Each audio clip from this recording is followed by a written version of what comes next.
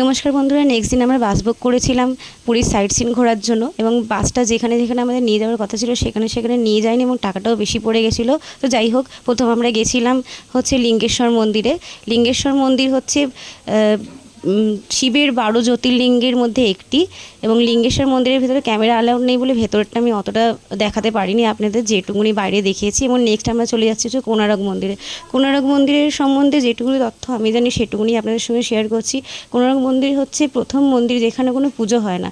এটি ভগবান সূর্যনারায়ণের মন্দির এবং মন্দিরটি অনেক কাল ধরে বন্ধ অবস্থায় পড়ে আছে, এখানে কোনো পুজো হয় না। মন্দিরটি তৈরি হয়েছে সূর্যনারায়ণের রথের আকারে এবং রথের বড় বড় চাকাও আপনারা দেখতে পাবেন, এই যে এখানে দেখুন।